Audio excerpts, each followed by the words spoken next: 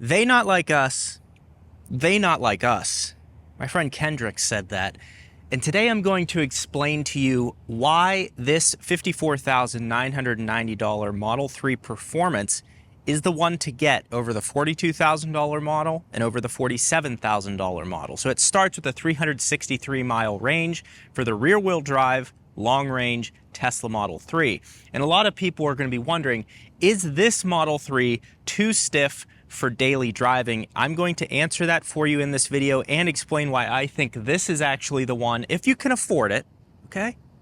If you can afford it, I believe that the Model 3 Performance will actually make you happiest over time. So we're going to start with the exterior here. So the exterior of the Model 3, the one huge differentiator is the wheels. Not only the size, but they are forged. So these are forged 21-pound wheels. They are extremely strong and extremely light. And that makes the driving dynamics of this better than the other two Model 3s, because when you're turning, there's less resistance. There's centrifugal force in the wheel that's spinning around, and when you turn the wheel, there's less resistance because the wheels themselves are lighter.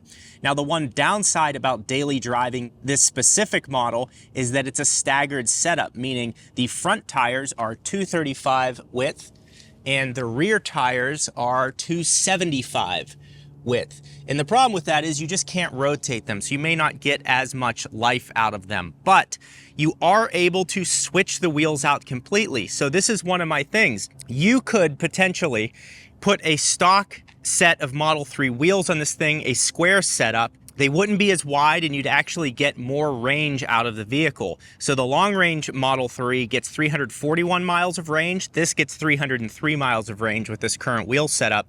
But I would bet if you were to put on an 18-inch set of wheels, you would actually get close to that 340-mile range. So maybe that could be your winter set, or that could be your road trip set. Now, I know this is adding more cost to the car. I get it. But I'm talking about longevity and daily driving and running this thing into the ground. And on top of that, you will have the adaptive suspension. No other Model 3 has the adaptive suspension. So under vehicle dynamics here, you can see you have your 3 acceleration modes and then your ride and handling. So standard mode is the comfort mode, and then sport mode is the performance mode, and then there's also track mode, which puts it into its most aggressive setting. But again, the comfort on this is what I am really shocked about. I'm going to take it for a drive here shortly and talk more about that. Now, the other thing we would be remiss to not talk about would be these performance seats. And a lot of people are saying, well, I don't know, they're performance seats, the heavy bolstering on the side, am I going to like that?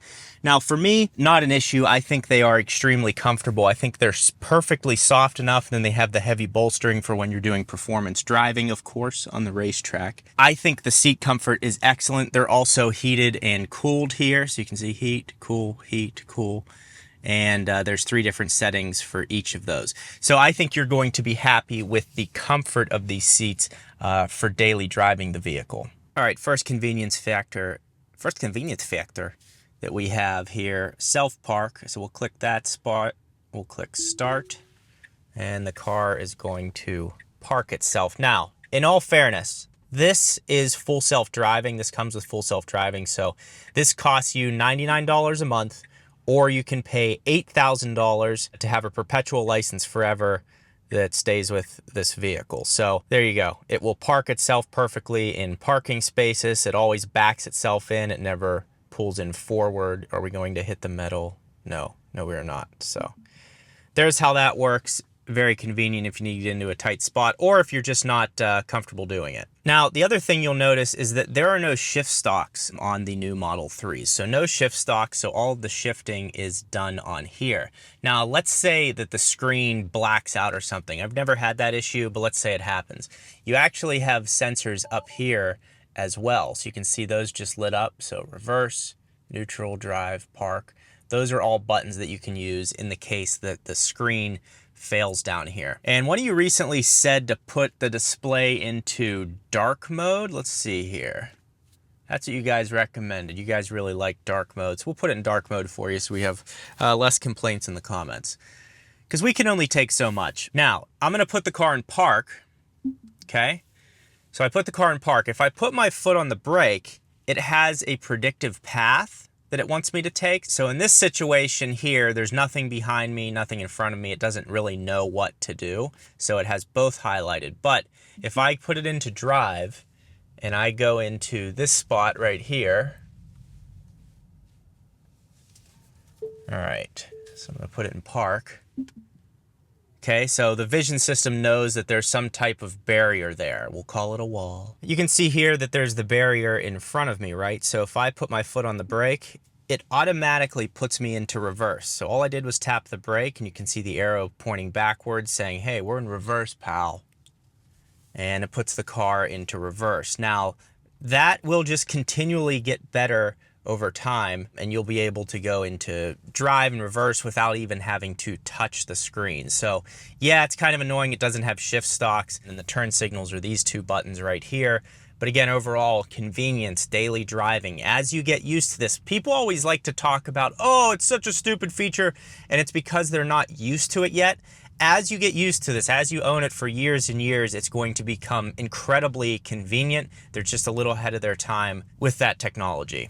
All right, so we're driving along here. I turned full self-driving off, so I'm able to show you what this is capable of. The other thing I did on the steering wheel here, you have the ability to do one click, and that's for dynamic cruise control. And then you have double click, and that takes you into Autopilot, which Autopilot is lane keep assist and dynamic cruise control, and it's stopping right now because there's a car in front of me. Without full self-driving, it would not stop because the light is red. So you can see right here, it knows the light's red, it now knows the light's green, and if this car ever accelerates, we will accelerate. And that's the other nice feature of this car. On a daily driver capability, you have green light chime, and that comes with the car for no subscription fee or anything like that. So there's also a misconception that you need a subscription fee to own a Tesla. That's absolutely not true. You can pay for a subscription for things like full self-driving, $99 a month, or you can pay for the premium connectivity, which gives us this not live, but gives us a satellite view of everything, as well as access to the streaming on here. So all of these different apps like Apple Music and Spotify and all that type of stuff, and Live One. So it basically just gives you features within the native infotainment system, kind of like Sirius XM, I would equate it to. You have to pay for Sirius XM, you might get a free sample for a little bit, but then after a while, they cut you off. The comfort of the vehicle, like these have thin tires. Again, the forged wheels are good. And I've also heard people say, oh, the tires are garbage on this thing. Okay. How many tires have you developed in your life? How many manufacturers have you worked for that make tires and specialize in working with Tesla to manufacture the tire to have low rolling resistance and still be a high performance tire, but still be efficient and all of that stuff? And people are like, yeah, tire's junk. Never driven the car, have zero experience with it. They're telling you the tire's junk. The tire on this thing is excellent. It's fine for the road. Maybe if you push it to its limits on a track, it's still a very aggressive tire. These things are going to wear quickly, but the tires on this thing are fine. And I've also seen people worry about, oh, it's a really thin tire, I could pop it. Yes, if you're in a different part of the country that has a lot of potholes and things like that, could become a concern. So, you know, not totally wrong there. And that's again why I revert back to having the two sets of wheels for this thing, because, and I'm going to put it into Autopilot. So I just double tapped. Now we're going to Autopilot. You can see I have a max speed of 65 miles per hour set, and I can just sit here in my rush hour traffic. It's currently 8:20 a.m. Everyone's miserable going to work. She's picking her nose in her Chrysler 300. You know, I mean, the happiest guy's probably the guy driving the 18-wheeler because he has a lot lizard in the back. But we're just cruising along here, and you get to sit here, relax, listen to your podcast, listen to the local radio, listen to the music you like to listen to, give someone a call. And you're able to just sit back and relax and enjoy these comfortable seats. You have this huge infotainment system showing what the traffic is like up ahead. And it does all of this for you, and all the Teslas come with this feature. That's why I took it off of full self-driving, because not everyone has that, and I don't want to misconstrue what the car comes with. But on a daily basis, this is excellent. The other thing that it has is a full security system around the vehicle. So you have cameras all around the vehicle that you can remotely access and see, hey, what's going on? What's going on in the cabin? There's a camera right here. And also, if you want to cover this up for your privacy, you can cover that up with, there's little aftermarket sliders like you have on your computer. So you'll slide over and cover the camera. But if you leave your dog in the car, it has dog mode. You're able to remotely see what is happening in real time in the vehicle and see what the temperature is. In addition to that, you can check all of the exterior cameras on the vehicle to see what's going on around it, and it records all of that. So you don't have to aftermarket, put some dash cam into your car or anything like that.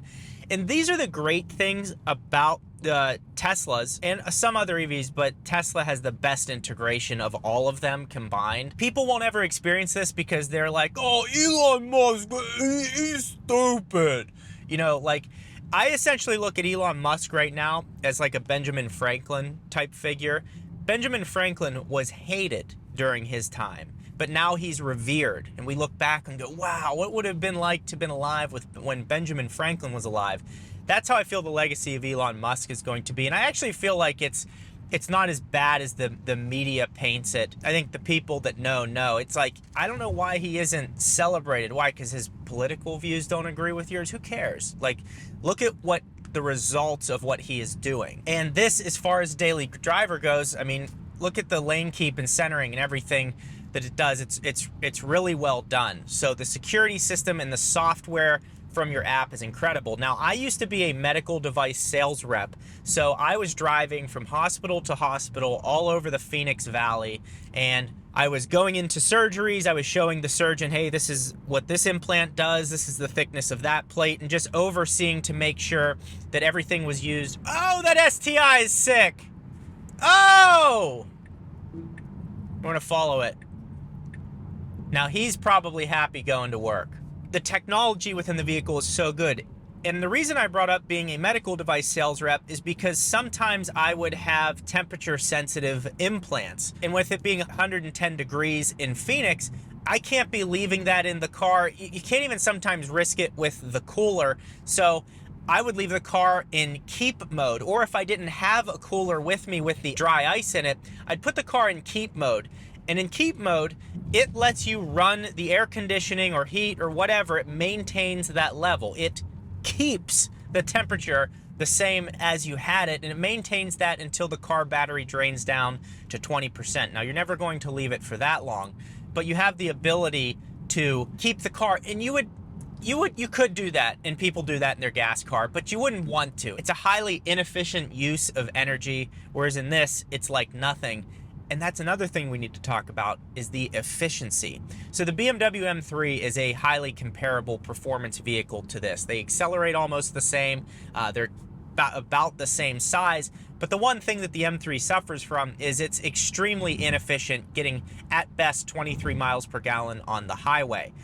This will get 303 miles of range. Now, you're not actually going to be running it down to 0 or anything like that, and you wouldn't do that in the M3 either, but this is far more efficient and far less expensive to run just in terms of energy in it, fuel, electricity. Way cheaper to be running this to your daily basis. And then on top of that, you get a car that you can do 0 to 60 in under 3 seconds, 2.9 seconds. It is track mode capable and has the adaptive suspension, so you can tighten it up when you need to. And when you're on your way to your miserable job, you're able to loosen it back up and put it back into comfort mode, put your cooled seats on, and go, today's the day. I'm gonna tell my boss how I actually feel about him, right? I remember I had this one boss, he was like 900 pounds, and the one time he took us out to eat one day for lunch, and I always thought, like, if I was like a really obese person, I would be like kind of shy about ordering food. He was aggressive with the lady. He goes, this all the meat they're bringing? He took us to Fogo de Chao. He goes, this all the meat? He goes, no more of the chicken. Bring the real stuff. We're not here for the chicken. Bring the real stuff. And his card was green. I thought he was going to paint his face green so they knew that he was ready to eat more. It was the most insane thing I ever witnessed in a restaurant. But I actually really liked him as a boss. So, you know, no hate there, but he wanted them to know that he was not putting up with the chicken wings they were trying to fill us with. BMW iX right there. It's getting, those are depreciating nicely down into the 50K range. Very tempting. There's an old performance. So in terms of a daily driver, is it too stiff? The answer is no. The one worry you could possibly have is the tires are thin. If the roads are bad where you're at, you could potentially blow a tire. So getting a thicker tire on an 18-inch wheel would be the move, and that would be the way to go. You'd get more range out of the vehicle. This girl is so far, she's in my sub trunk. Let's see here. Let's go 75. Well, the truck's blocking the left lane, but I will speed up for her because that's not right. But this is a great, comfortable, and versatile vehicle to drive. You have Tesla's charging network all over the country. I drove my Model Y for years as a medical device sales rep, 3,000 miles a month. I never had a issue not having enough charge or anything like that. If I had to go on a road trip, it's a quick charge up. It's not a big deal because of the charging network. I mean, even if you're in a small town that doesn't have chargers, 90% of your driving is going to be well within range of the vehicle.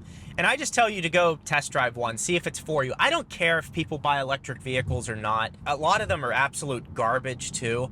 So I don't care if you buy it or not. I have no agenda to try and change the world with what car you drive. I just know that when I drove the vehicle for the first time, as someone that loves a manual transmission and the sound of an exhaust, when it comes to a daily driver, there is absolutely nothing better than a Tesla Model 3 or a Tesla Model Y. There's just nothing. I also have a referral code below. You get $1,000 off of your Tesla purchase. I've already maxed mine out, by the way, and so that's my cameraman Andrew's, or it might be Greg's. I don't actually know. But the thing is excellent, and I don't think you're going to regret getting this for a daily driver. It's all-wheel drive, it's very comfortable, insane technology, and there are software updates constantly which add and enhance features in your vehicle, and there's no other manufacturer that does software updates like Tesla. Rivian's the closest. Tesla is by far the best at it. I've never had issues with the screen going out. I've never had issues not being able to charge at a charger on Tesla's network. So I think a lot of the fear out there, yeah, there certainly are one-off cases that will happen, but a lot of the negativity rises to the top, and then everyone says, well, everyone has this issue and you're waiting at chargers, and it's just generally not the case. Unless you're in Los Angeles, that might be the case, and you can't afford a home because the average price of a home is $1 million. So that's that. Now, for the enthusiasts, you may be wondering about the weight of this vehicle. This is right around 4,000 pounds. So how does that compare to a lighter performance vehicle? Click this video right here with the WRX TR. I did a comparison, direct back-to-back driving on back roads with this and the WRX TR. Check out that video.